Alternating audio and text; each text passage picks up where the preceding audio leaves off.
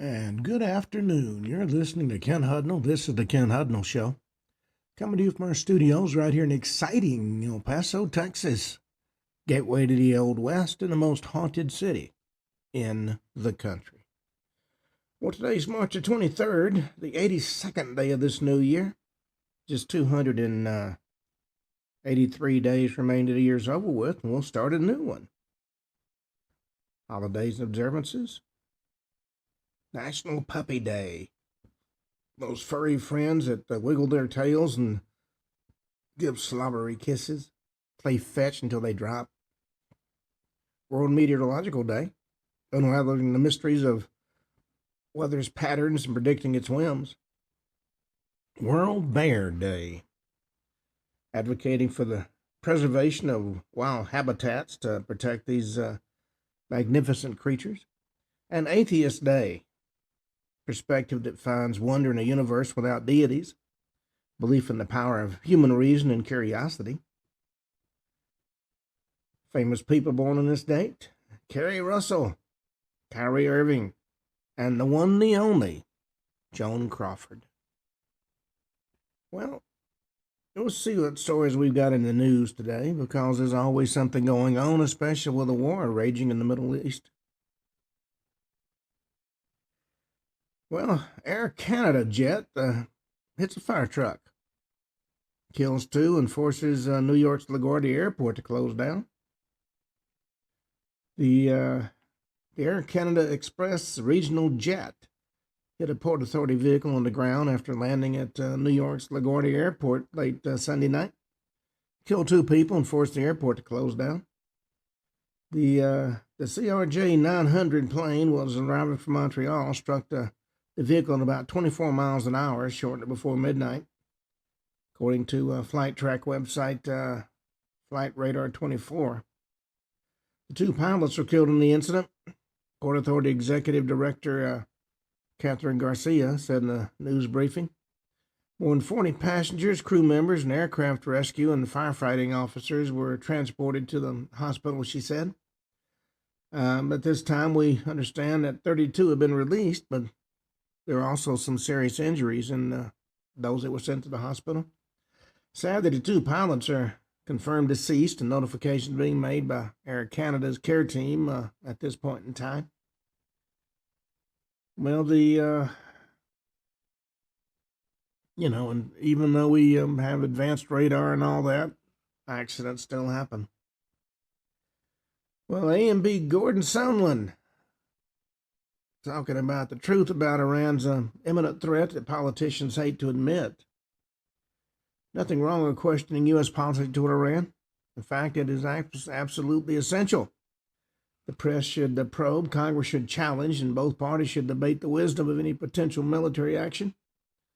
These aren't trivial matters by any means, and the stakes, American lives, or regional stability, and nuclear proliferation are too high for anything less than serious scrutiny. What has become troubling, though, to a lot of people is how unserious the conversation has become around a single phrase: imminent threat. There was testimony from the Director of National Intelligence, Tulsi Gabbard, and a number of lawmakers, particularly Democrats, expressing disbelief when she stated whether a threat qualifies as an imminent threat is ultimately a determination made by the president. And when you mention Trump, all the Democrats immediately raise crosses and start talking the craziest things. Trump derangement syndrome, don't you know? And some Republican voices, eager to distance themselves from the political risk of escalation, have echoed similar skepticism, suggesting that unless there's a clear near-term evidence of an attack, any preemptive posture is unjustified. Unfortunately, both sides are absolutely missing the point.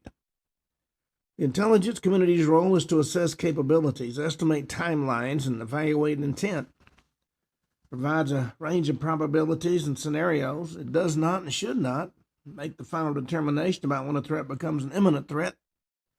That responsibility rests with the president, who must integrate intelligence with military readiness, alliance considerations, and broader strategic landscapes. Well, the problem with the current debate is that an imminent threat is being treated as if it has a precise, universally accepted definition, and it certainly does not. And the Democrats, of course, want to open the border and invite everybody to come on down, as long as they vote Democrat in the elections. Well, Iran has threatened a mass water war with strikes on key plants in days, U.S. officials have warned. UN officials have warned. Iran's poised to strike critical desalination infrastructure across the Middle East within days, escalating tensions with the U.S. and Israel and triggering a global economic fallout, according to a UN official. Kaveh Madani, an Iranian scientist and UN official, said the desalination plants across the region could be hit within the next few days, raising the prospect of a broader regional water crisis affecting global markets. The strike threats made by the regime on Sunday came in response to President Trump's warning that the U.S. would hit Iranian power infrastructure unless the Strait of Hormuz was open within 48 hours. Well, the spokesperson for the central headquarters of Hazrat Khatam al-Anbiya said, following previous warnings, if Iran's fuel and energy infrastructure is attacked by the enemy, all energy, information technology, and desalination infrastructure belonging to the U.S. and the regime in the region will be targeted. Well, they have continued to escalate this war. Hopefully, they're going to get to the point where cooler heads prevail. Well, Hakeem Jeffries seems to forget his place. He's told President Trump to keep his reckless mouth shut after the president called the Democratic Party's the greatest enemy.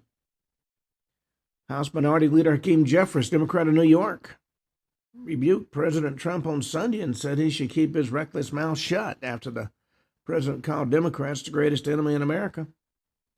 Now, with the death of Iran, the greatest enemy America has is the radical left, highly incompetent Democratic Party. Thank you for your attention in this matter. President DJT, the president wrote on the Truth Social. And Jeffries, of course, started bouncing off the walls, which is typical of the left part of the Democratic Party. Well, a man charged in a $90 million Medicare fraud scheme. DOJ says the suspect may have entered the U.S. illegally. A lot of the fraudsters did come illegally. A foreign national suspected of entering the U.S. illegally has been charged in a fraud scheme that allegedly attempted to steal more than $90 million in federal health care funds distributed through the Medicare Advantage program, according to the Justice Department. Anar Rustamov, 38, is indicted by a federal grand jury last week and charged with health care fraud for a scheme involving thousands of false claims for medical equipment, totaling more than $90 million, the U.S. Attorney's Office in Northern District of California said in a press release. He previously lived in Sunnyvale, California, as a foreign national from Azerbaijan who may have entered the U.S. illegally, according to that same press release. Allegedly part of a scheme to submit thousands of fraudulent claims to Medicare Advantage organizations on behalf of unsuspecting beneficiaries for medical equipment like blood glucose monitors and orthotic braces, according to the press release. Well, the fraud just keeps getting wider and wider and wider. Well, the Rio mayor has banned Chappelle Rowan from performing in his city after a fan incident controversy. She sparked a backlash from a Brazilian official Saturday after an alleged awkward fan interaction. While in town to perform at Lollapalooza, Brazil, the Pink Pony Club singer allegedly directed security to scold his daughter after she spotted Chappelle having breakfast at the hotel in Sao Paulo, according to professional soccer star Jorginho Ferreira. Chappelle, 28, addressed the incident on Instagram story Sunday and later denied the fan encounter at the very upsetting situation caught the eye of Rio de Janeiro Mayor Eduardo Cavalieri. In a statement shared on X, Cavalieri said Chappelle was no longer welcome to perform in his city. And that's certainly going to cause a lot of issues. Well, one thing I never have thought about doing in all the years I've been wandering around various hotels and what have you is crashing a hotel buffet. But hotel buffet crashers have been caught on camera loading up plates and walking out without paying the bill. Complimentary breakfast buffet may be a favorite perk at a lot of hotel chains nationwide, but these days not everybody in the buffet line may be a paying guest.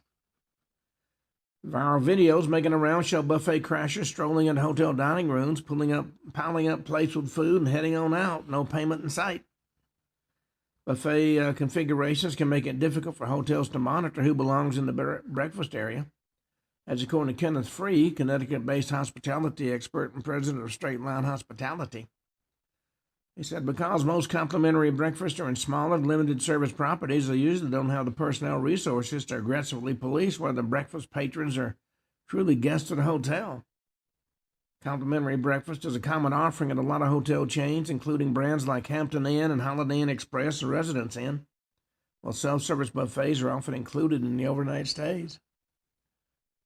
Well, there's always going to be somebody figuring out a way to get a free something or other. Well, it's come to light Princess Diana prepared Prince Harry to be king over shy Prince William, according to a friend. As the rift between Prince William and Prince Harry deepens, resurfaced account claims Princess Diana once quietly prepared her younger son for the possibility of becoming king. Veteran royal writer Richard Kay, a close confidant of the late Princess of Wales, revealed on the Daily Mail Palace Confidential podcast that Diana believed William was already aware of his destiny, but remained shy and quietly uneasy about the future awaiting him. According to Kay, I think William has been a bit of a surprise. He was a shy young man. Certainly when his mother was still alive, she'd talk about the fact she never really thought William wanted the top job, as she called it. The idea that he would one day wear the crown just seemed to be a puzzle to everybody involved. Well, things have certainly played out different than everybody anticipated. Well, if Cuba falls, who's going to step in is the question now. The Castro dynasty has shadowed the island's future.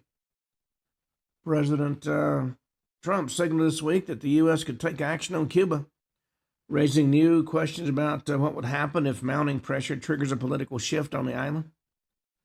Warning comes as Cuba faces one of its most severe internal crises in decades, with a collapsing economy, widespread blackouts, and fuel shortages straining the regime's ability to govern. Situations worsened as shipments of subsidized fuel from Venezuela have declined, cutting off a key energy lifeline. But as pressure builds from both inside and outside the island, experts say the control question is not who could replace President Miguel Diaz-Canel, is that there's no clear successor at all. Cuba's leadership vacuum is a result of a system spent decades making sure no independent leadership can exist in the first place, according to Melissa Ford Maldonado, AFPI director of the Western Hemisphere Initiative. The Castro family has kept an iron grip on leadership since Fidel Castro came to power. Well, President Trump's Iran strategy seems to be working in teaching our foes what deterrence actually means. President Trump really didn't start this war. Islamic Republic did. November 4th, 1979, when it invaded the U.S. Embassy in Tehran and held 52 Americans hostage for 444 days.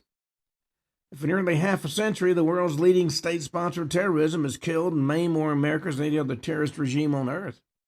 Even plotted twice to assassinate Trump himself.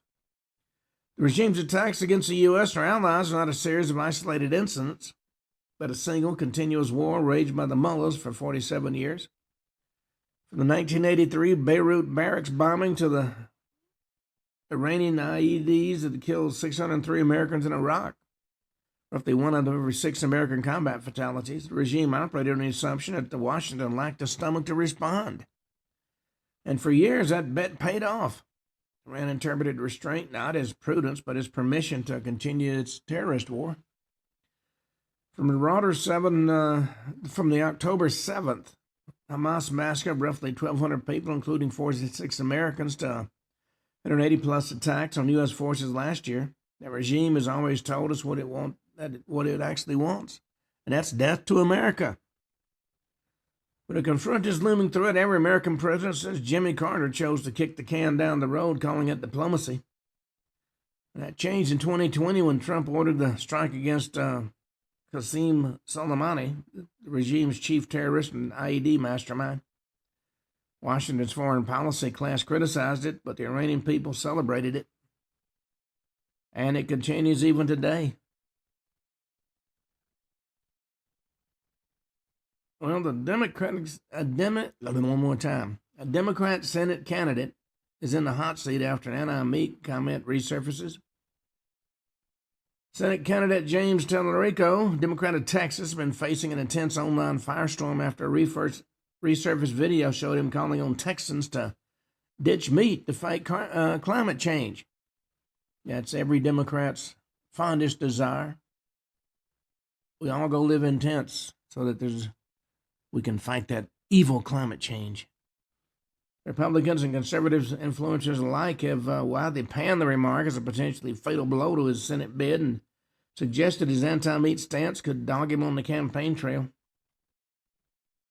Democrats are trying to fool Texans into believing James Tallarico isn't some whacked-out lib, but clips keep coming, according to Andrew Colvett, Turning Point USA spokesman. In 2022, Tallarico, wearing a mask, scolded Texans about going meat-free to stop climate change. And this is going to haunt him in the general election, according to Colvett. This isn't just poor taste, it's political poison, according to Lawrence Jones on the Will Cain Show. Tallarico, a three-time Senate legislator and self-described Presbyterian seminarian, is seeking to unseat Senator John Cronin, a Republican of Texas. He's facing an insurgent primary challenge from Texas Attorney General Ken Paxton. Tallarico defeated Representative Jasmine Crockett in Democrat of Texas in a primary battle earlier this month. Well, some of them would do themselves better to just keep their mouth shut. Crockett and here, two of them. Well,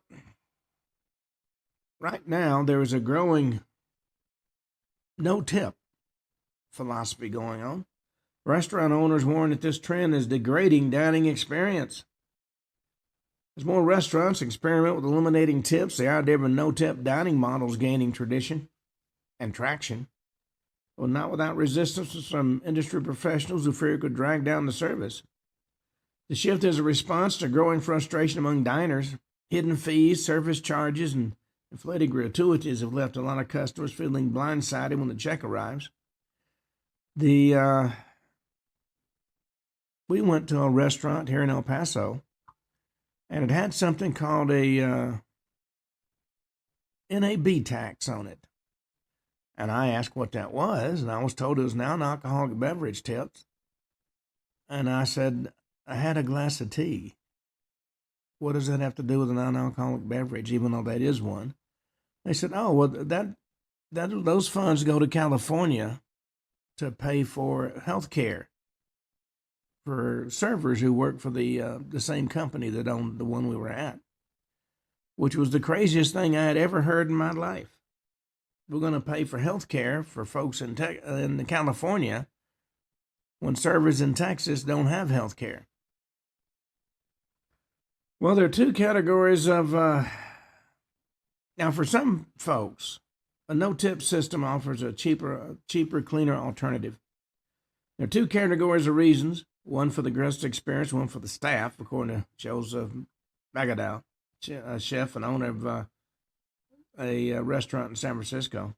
His restaurant that opened up last year has adopted a no-tip model. Diners have broadly lost patience with mandatory fees and surcharges being added to their bill at the end of the meal. Instead, the Magadow said his restaurant bills labor costs directly into the menu prices, creating what he describes as a more transparent experience. Well, we'll see how that plays out. One NHL writer and her 3 children died in a Minnesota house fire, according to officials. Minnesota Wild reporter Jesse Pierce and her 3 children were killed in a house fire on Saturday. The incident occurred in White Bear Lake, Minnesota. The White Bear Lake Fire Department responded to a report of a fire at a single-family home Saturday morning. Bystanders reported seeing flames coming through the roof. Fire crews also located the family's dog who had died in the fire. Minnesota Wild Organization is heartbroken by the tragic loss of Jessie Pierce and her children, according to a statement. She was a kind, compassionate person who cared deeply about her family and those around her, served as a dedicated ambassador for the game of hockey during her time covering the Wild and the NHL.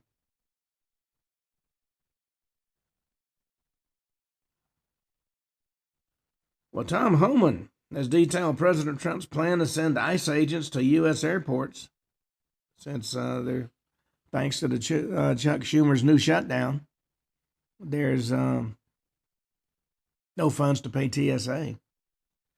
So we're going to send in ICE. Schumer is going to rue the day he decided to take a hard line. We'll see. Well, World Cup teams have finalized the U.S. base camps as the host city prepares for global crowds. With the 2026 FIFA World Cup just 3 months away, cities across the U.S. are racing to finalize training facilities that national teams are called home during the global tournament. Among them is Kansas City, which will serve as the base camp for defending champion Argentina's national football team. Major win for the region as it prepares to welcome both players and tens of thousands of international fans. Base camps are critical to the World Cup operations. They serve as home headquarters where the teams live and train and recover while traveling between match sites throughout the competition. From private practice fields to player recovery rooms, these facilities are designed to support some of the biggest names in soccer, according to Alan Dietrich, who's worked closely with the organizers. Local leaders have spent more than a year pitching their cities to international teams, hoping to showcase not just athletic facilities, but the broader community. According to Dietrich, we actually started over a year ago with countries beginning to visit. Well, it's interesting to see just how big FIFA has become. Well, Jason Momoa, who I first saw in Stargate Atlantis, and now recently played Aquaman, has fled his Hawaiian home amid dangerous flooding. He was forced to evacuate Oahu's North Shore with his family after historic flooding devastated the area. He revealed on social media that his family fled their home after losing power due to seasonal cyclones. He says, "We're safe now, but there's a lot of people who weren't, so sending all our love out to him," he told his followers on Instagram. North Shore is pretty gnarly right now, so hopefully everybody's safe and getting out. Despite the temporary displacement, Momoa rallied for his community in a big way. He said, "These past weeks have been heavy. The storms, the flooding, the constant rain across Oahu have affected so many of our people, especially those already facing hardship. Seeing families displaced, communities struggling, and our unhoused neighbors hit the hardest." Momoa, along with his girlfriend, Adria Arjona, spread aloha and distributed more than 200 plates of food to locals after the floods. He spent time on the west side just trying to show love and bring some food and remind our community that we see you, we stand with you, and you're not alone. Well, that's good. Momoa is putting his money where his mouth is. Well, California sheriff has seized 650,000 ballots in defiance of state officials over election count dispute. California sheriff and top Republican candidate for governor seized over 650,000 votes from the state's November elections this weekend. Riverside County Sheriff Chad Bianco launched an investigation into the state's November 2025 special election and on Proposition 50 after the third-party organization, the Riverside Election Integrity Team, claimed it found roughly 45,000 excess votes. California election officials have dismissed the team's findings, but Bianco says his office is going to conduct another count. He says this investigation is simple. Physically count the ballots and compare that result with the total votes recorded, he told reporters at a Friday press conference. There's a lot of questions about some of the elections that have happened recently. Finally, somebody's trying to get to the bottom of it. Well, on that note, we're going to go to our main topic. There's been a lot of stories about secret government programs. And there's been a lot of information released recently by the administration about UFOs and other off-the-wall topics. When I started digging, I discovered that the Pentagon had some secret UFO programs. You know, for more than 75 years, the subject of unidentified flying objects has occupied a strange place in modern history. On one hand, the phenomenon has often been dismissed as fantasy, a misidentification, or imagination of the witnesses. On the other hand, governments, particularly the U.S. government, has quietly spent decades investigating the same reports they publicly minimized. The contradiction is certainly striking. Military pilots have reported encounters with objects capable of extreme acceleration. Radar operators have tracked aerial targets that appear and disappear in ways that defy conventional aircraft behavior. Intelligence agencies have analyzed photographs and films and sensor data from around the world. But official statements frequently suggest that nothing of significance has ever been discovered. The truth, as it often is the case in matters of national security, lies somewhere in between. Now, we're not arguing that UFOs represent extraterrestrial visitors. Nor do we dismiss the phenomenon as simple illusion. Instead, it examines a far more interesting question. While the U.S. military and intelligence community have repeatedly investigated unidentified aerial phenomena for decades, at the same time poo-pooing the very idea. From the earliest days of the Cold War to modern Pentagon investigations, there's a consistent pattern that's emerging.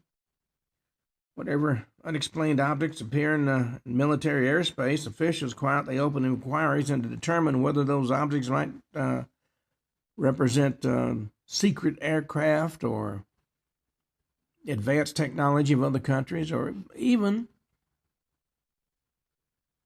alien entities. The purpose of our writing is not speculation, but investigation. In fact, we just came out with a brand new book about it. You can find it on HudnallFiles.com, which is our website, or go to Amazon, go to Kindle, look up Ken Hudnall, which is the name I write under. And the one that just came out is the Pentagon Secret UFO Programs. Now, we're going to examine the programs created to study these reports, the scientists and the officers who participated in the investigations, and the conclusions, both public and private, that followed. Now, some of these programs, of course, were short-lived. Others literally lasted for decades. And together they form a hidden history of inquiry into one of the most enduring mysteries of the modern era. Now, the end of the Second World War marked the beginning of one of the most dramatic technological transitions in human history. Radar had matured into a powerful detection system. Jet aircraft were entering service. Long-range rockets developed by Germany during the war demonstrated objects could travel into the upper atmosphere and beyond. Nations that once been allies quickly became rivals as the Cold War emerged between the U.S. and Soviet Union. And the skies were becoming increasingly clouded with experimental aircraft, reconnaissance flights, and weather balloons, and advanced military equipment. At the same time, something else began to appear in the skies. Objects that could not be easily identified. Reports of unusual aerial phenomena began surfing across the U.S. in the late 1940s. Some witnesses described glowing lights moving silently through the night sky. Others reported metallic discs or oval-shaped objects traveling at extraordinary speeds. At first, these sightings were sporadic and attracted little attention.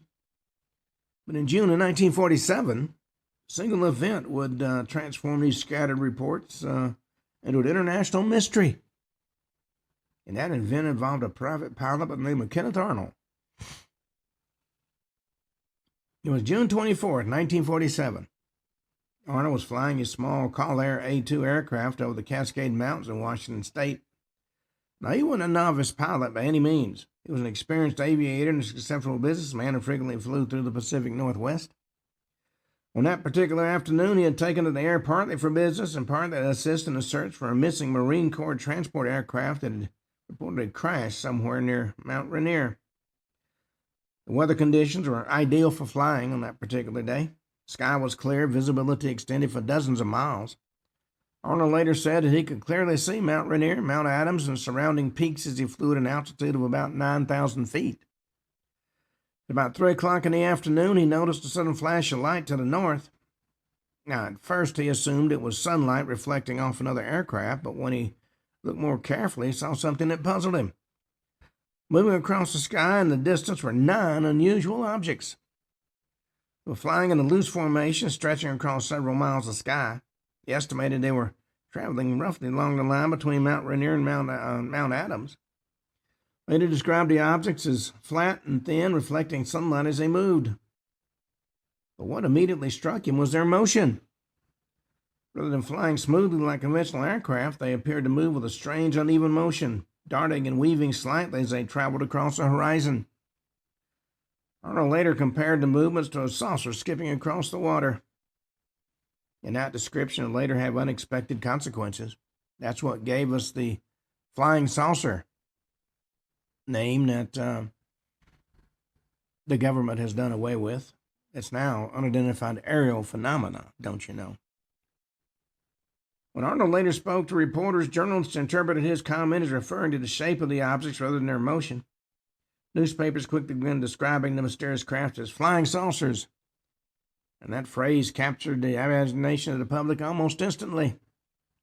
Arnold observed the object for about 2 or 3 minutes as they crossed the sky in front of him, using the distance between Mount Rainier and Mount Adams as a reference point. Later attempted to estimate their speed. Calculations suggested the objects were traveling at about 1,200 miles an hour. Now, in 1947, this estimate was absolutely mind-blowing. We didn't have anything that could go that fast. At the time, even the most advanced military aircraft struggled to reach speeds of 600 miles per hour. Arnold's estimate implied the objects he observed are traveling nearly twice as fast as the fastest known airplanes. After landing in Yakima, Washington, Arnold reported what he had seen. Initially, he spoke with airport personnel and local authorities. But soon afterwards, reporters learned of the sighting and the story spread. Within days, newspapers across the U.S. were publishing headlines about mysterious flying saucers. Public's reaction was immediate. Hundreds of new sightings were reported within weeks. People across the country began scanning the skies and convinced that strange aircraft were flying overhead. Some reports involved bright lights seen at night. Others described metallic discs moving rapidly through the air. Still others reported formations of objects similar to those Arnold had described. The phenomena quickly became a national sensation. Well, the summer of 1947 became known as the beginning of the flying saucer craze. Newspapers published daily stories describing sightings from across the country. Radio programs discussed the phenomena. Pilots and airline crews reported seeing unusual lights while flying at night. In some cases, witnesses described objects moving at incredible speeds. In others, they reported objects hovering silently before suddenly accelerating away. Now, of course, not all of the reports were credible. Many sightings were eventually explained as misidentified aircraft and weather balloons and meteors or reflections of sunlight off high-altitude clouds. But the sheer number of reports attracted the attention of military authorities, of course. And interestingly enough, a lot of the sightings were made by what were referred to as rednecks, who had no credibility with the media. But let's face it, folks, if you were trying to keep something secret, wouldn't you appear to folks that the media were going to pay any attention to? At the time, the U.S. government was deeply concerned about the possibility of advanced Soviet technology.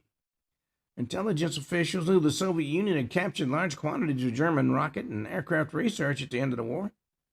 If the Soviet Union had developed a new type of high-speed aircraft capable of penetrating America's airspace, it represented a serious threat to national security. The possibility of the sightings represented foreign reconnaissance aircraft could not be ignored.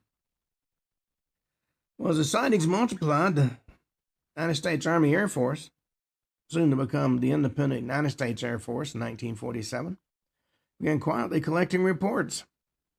Pilots are asked to document unusual aerial observations. Radar operators are instructed to report unidentified targets.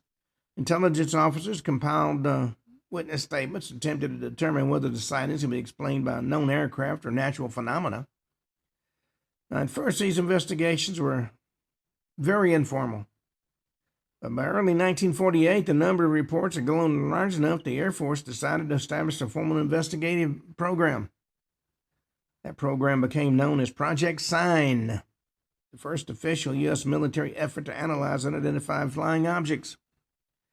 What began was a single pilot's observation over the mountains of Washington evolved into a mystery that the United States military can no longer ignore. And the investigation was only just beginning. Early 1948, the United States military began to realize that the wave of strange aerial sightings reported across the country couldn't simply be ignored. Reports were arriving from pilots, radar operators, and military personnel stationed across North America. And some of the witnesses were experienced aviators familiar with aircraft and atmospheric phenomena. And while many sightings could be explained away, others remained puzzling. At the time, the U.S. was entering the early years of the Cold War. Relations with the Soviet Union had deteriorated rapidly after the end of the Second World War. Military planners were increasingly concerned about the possibility of advanced Soviet weapons and reconnaissance aircraft. If unknown objects were appearing in American airspace, the military needed to determine what they were and who sent them.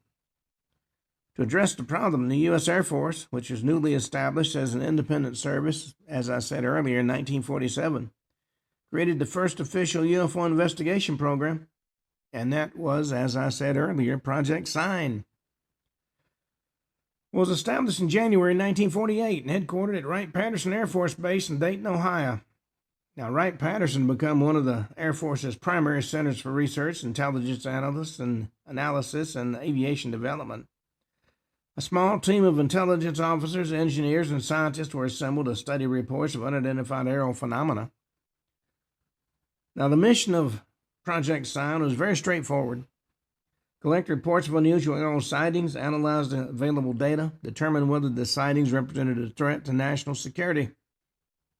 Investigators gathered reports from a variety of sources, including military bases, airline pilots, civilian witnesses, and radar installations. Each report was evaluated carefully.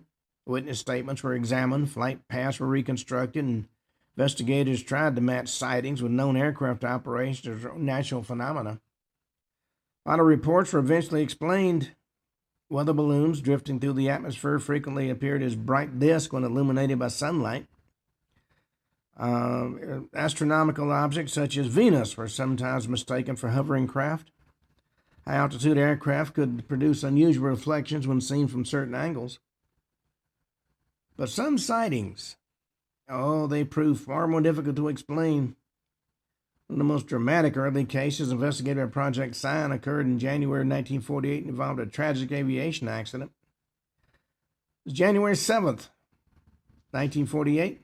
Radar operators and ground observers near Fort Knox, Kentucky, reported seeing a large unidentified object high in the sky. Several witnesses described that object as bright and metallic. Others reported it appeared enormous and motionless at high altitude. 4 F-51 Mustang fighter aircraft from the Kentucky Air National Guard were dispatched to investigate. The flight leader was Captain Thomas Mantell, an experienced pilot and decorated World War II veteran. As Mantell and his wingman climbed toward the object, they reported seeing something large and bright above them. Mantell continued climbing in pursuit while the other craft eventually turned back due to fuel limitations. Mantell's aircraft continued ascending to extreme altitude. At about 25,000 feet, it's thought Mantell lost consciousness due to the lack of oxygen. His aircraft entered a steep descent and crashed near Franklin, Kentucky. Mantell was killed instantly. That incident became one of the first widely publicized UFO-related aviation tragedies. Investigators later decided Mantell likely been chasing a skyhook balloon, a type of high-altitude research balloon used by the Navy for atmospheric studies. However, that case attracted enormous public attention and intensified interest in the UFO phenomena. Now, keep in mind, the decision that it was a skyhook balloon was never followed up with any proof that I've seen that there was a skyhook balloon in the area. The investigators, of course, under pressure from their commanders to explain away everything they could. So even if they had to make it up, well, they did it for a good cause. For Project Sign investigators, the Mantell incident demonstrated UFO sightings could have enormous consequences if pilots attempted to intercept unknown objects without adequate information. As Project Sign continued its investigation, analysts began noticing patterns in the reports they collected. Many witnesses described objects that appeared disc-shaped or oval. Others reported cigar-shaped craft or formations of bright lights moving across the sky. Several sightings involved objects performing unusual maneuvers. Witnesses described objects accelerating rapidly, changing direction abruptly, or hovering motionless before suddenly departing in high speed. In some cases, radar operators reported tracking unidentified targets moving at extraordinary speeds. And these reports raised important questions for investigators. Were the sightings the result of misidentifications? Could they represent new atmospheric phenomena not yet understood by scientists? Or did they represent the existence of advanced aircraft developed by a foreign power? At the time, the possibility of Soviet technological breakthroughs couldn't be dismissed. The Soviet Union had gained access to German scientists and engineers after the war, including experts who'd worked on advanced rocket and aircraft projects. American intelligence officials worried that the Soviet Union might be developing high-speed reconnaissance aircraft capable of penetrating U.S. airspace. Now, keep in mind, we had Project Paperclip, where we brought Nazi scientists to this country, gave them laboratories and turned them loose. And in spite of prohibitions against those that were openly Nazi being part of the program, people who wanted to make sure we got the best in the way of scientists simply changed their files to show they were not Nazis. The Russians had pretty much the same thing. Now, as investigations progressed, some members of Project Sign began considering a far more controversial possibility. Classified analysis prepared by investigators reportedly examined whether some UFO sightings might represent technology not originating on Earth. And that analysis became known as the estimate of the situation. According to later accounts, the report concluded that extraterrestrial hypothesis might offer the best explanation for some of the unexplained sightings. And dutifully, the document was forwarded to General Hoyt Vandenberg, Chief of the Staff of the United States Air Force. Well, in spite of the fact that it was put together with the best information available to scientists with Project Sign, Vandenberg, for whatever reasons, reportedly rejected the conclusions. He stated the available evidence was insufficient to support such an extraordinary claim. So the report was dismissed and, according to some accounts, destroyed. He didn't want to even discuss it. Now, whether the estimate of the situation truly concluded that extraterrestrial craft were responsible for some of the sightings is still a subject of debate among historians. But what is clear is that the report marked a turning point in the military's approach to UFO investigations. By late 1948, disagreements had begun to emerge within the Air Force regarding how UFO sightings should be handled and interpreted. Some investigators believed the phenomena deserved continued serious study. Others argued that most sightings could be explained through conventional means and subject was attracting unnecessary public attention. In 1949, the Air Force reorganized the investigation and replaced Project Sign with a new program known as Project Grudge. While Project Sign had approached UFO sightings with an open mind tempered with a cautious curiosity, Project Grudge would adopt a far more skeptical stance.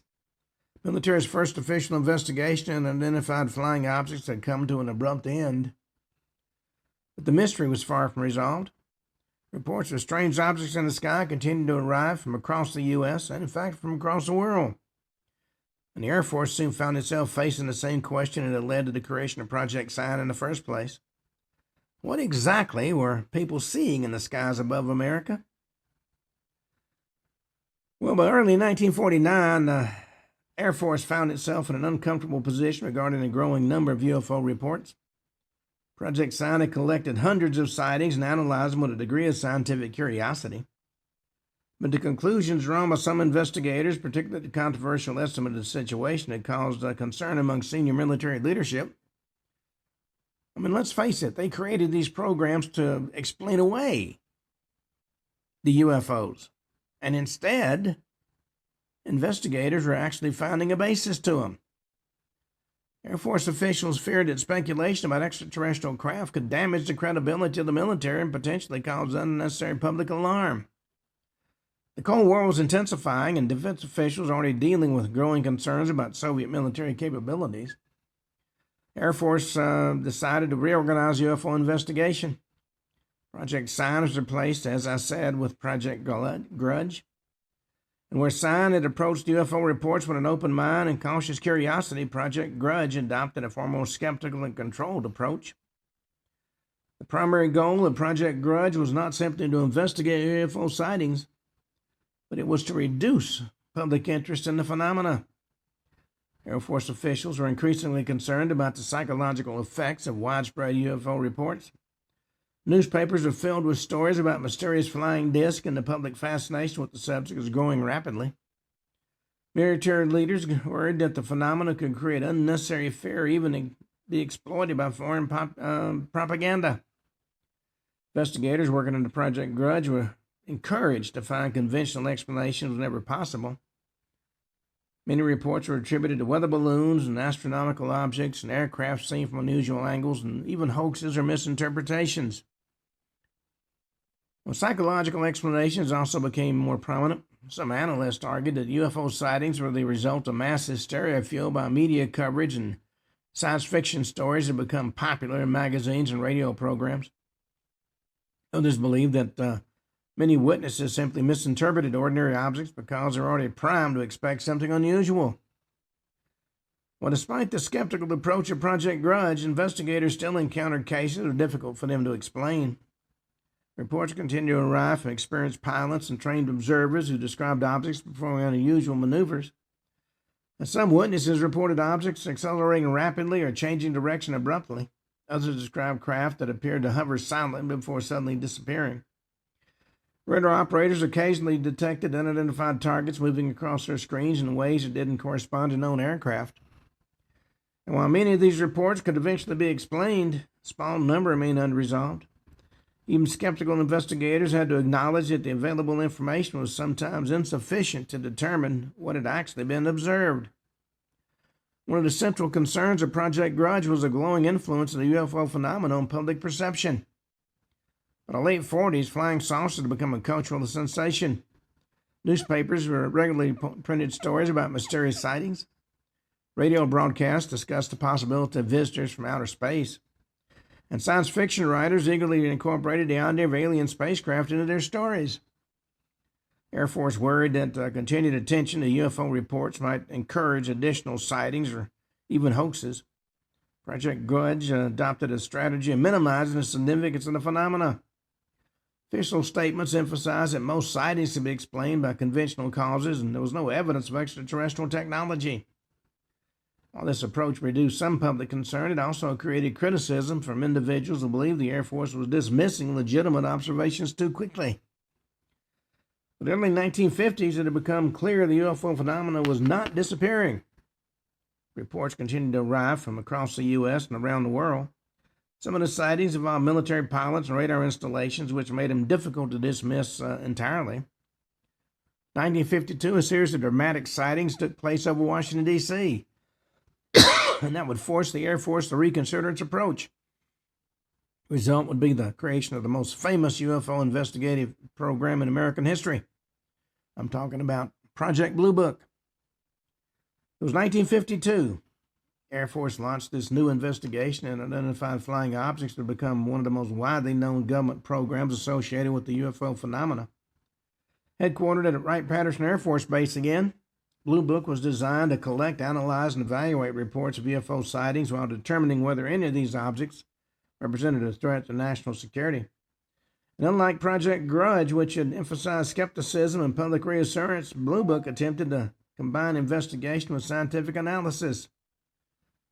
Over the next 17 years, the program would examine more than 12,000 reported sightings. One of the most famous, of course, was, in fact, one of the events that helped trigger the creation of Project Blue Book. Occurred in July 1952 and involved a series of strange radar contacts over the nation's capital. Radar operators at Washington National Airport and Andrews Air Force Base began detecting unidentified targets moving through the skies of Washington, D.C. The radar returns appeared suddenly and moved in unusual patterns. Air traffic controllers watched as the objects changed direction abruptly and traveled at speeds far beyond those of conventional aircraft. When fighter jets were scrambled to investigate, the radar targets reportedly disappeared. Once the jets left the area, the object came back. These incidents occurred over 2 consecutive weekends and attracted enormous attention from both the media and the public. Newspapers reported the mysterious objects had been detected flying over the capital of the U.S. The Air Force quickly held a press conference to reassure the public that the sightings likely involved temperature inversions, atmospheric conditions capable of producing unusual radar reflections. And while some scientists did accept this explanation, others remained highly skeptical. Regardless of the cause, the Washington incidents demonstrated that UFO sightings could generate national headlines and put pressure on the military to provide answers. Project Blue Book investigators reviewed thousands of reports submitted by pilots, military personnel, and civilians, and each report was analyzed using a standard process. Investigators tried to determine the location and time of the sighting and what the weather conditions were, possible aircraft activity in the area, astronomical objects visible at the time, and many cases were eventually explained as misidentified aircraft and weather balloons and meteors or planets. I don't know what the military would have done without the default weather balloon explanation. But not all reports could be resolved. Even after careful analysis, hundreds of cases remained officially classified as unidentified. These cases often lacked sufficient data to determine what had actually been observed. Some involved witnesses who reported unusual shapes or flight characteristics. Others included radar contacts that didn't match known aircraft patterns. While Project Blue Book investigators did not conclude extraterrestrial craft were responsible, they acknowledged that some sightings couldn't be fully explained. Several cases investigated by Blue Book became widely known among UFO researchers. One example included the Socorro incident of 1964. Police officer Lonnie Zamora reported seeing an unusual object on the ground near Socorro, New Mexico. He described an egg-shaped craft supported by landing legs. 2 small figures appeared to be standing near the object before it suddenly lifted off and flew away. Investigators examined the landing site and reported finding burned vegetation and impressions in the soil. Although several explanations were proposed, the case remained one of the more puzzling incidents investigated by Blue Book. Another famous case involved what were known as the Lubbock Lights, observed by numerous witnesses in Texas during the early 1950s.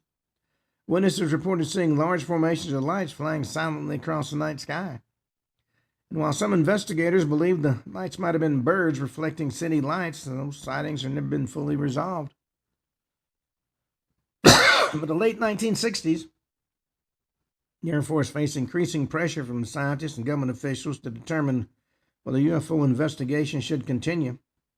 And to address the issue, the Air Force commissioned a study conducted by the University of Colorado. That study became known as the Condon Report, and the conclusions of that report ultimately bring Project Blue Book to an end. You have to understand that a lot of what the military did was not designed to really get to the bottom of the question. It was designed to bring all the investigations to a halt because they didn't want to get to the bottom of it. Now, in 1966, the U.S. Air Force sought an independent scientific evaluation of UFO phenomena. And that task was assigned to a research team at the University of Colorado led by physicist Dr. Edward Condon, a respected scientist and former director of the National Bureau of Standards. And the goal of that study was to determine whether UFO sightings represented a scientific mystery worthy of continued investigation. Over the course of 2 years, the Condon research team examined dozens of UFO cases drawn from Project Blue Book files. Investigators interviewed witnesses and analyzed photographs and reviewed radar data.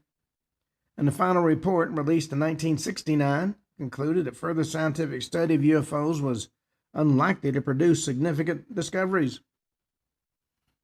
According to the report, most sightings can be explained by conventional causes such as aircraft and balloons and astronomical objects and atmospheric phenomena. The report also stated UFO sightings didn't appear to represent a threat to national security. Well, despite its conclusions, the Condon report, of course, quickly became controversial. Sometimes scientists who reviewed the report noted that several of the cases included within the document described sightings that investigators couldn't explain. Critics argued that while the report's conclusions dismissed the UFO phenomena, the evidence presented within the report didn't fully support the conclusions.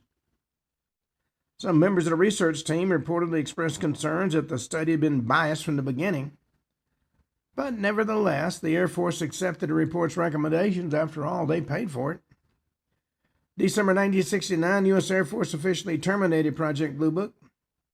In announcing that decision, the Air Force stated no UFO reported to the Air Force had ever been confirmed as extraterrestrial. No evidence indicated the UFOs represented advanced technology beyond human capabilities.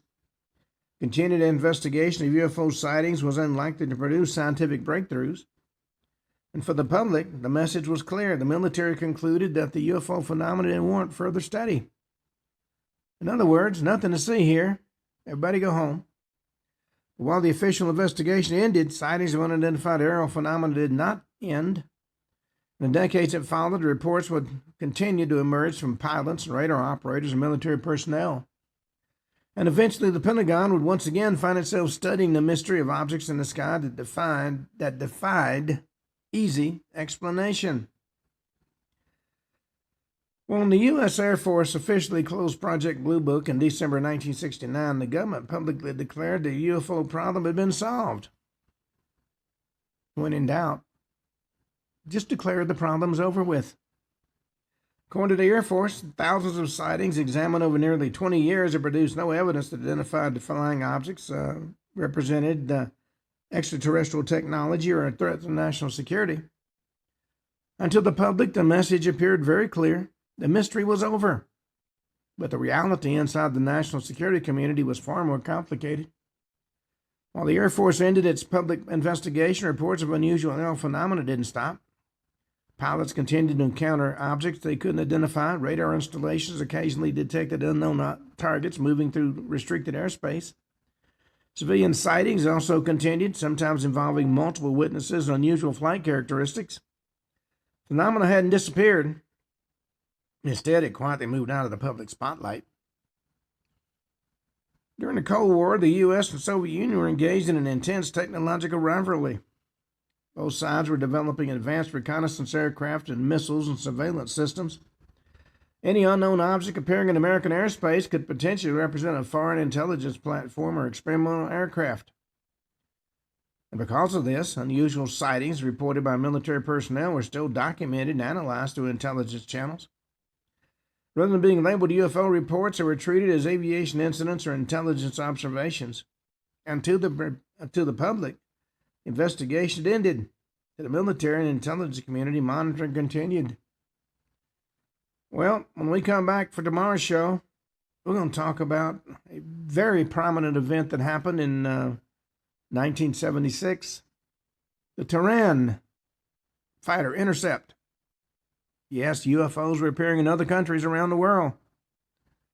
On that note, we come to the end of today's show. We'll be back tomorrow.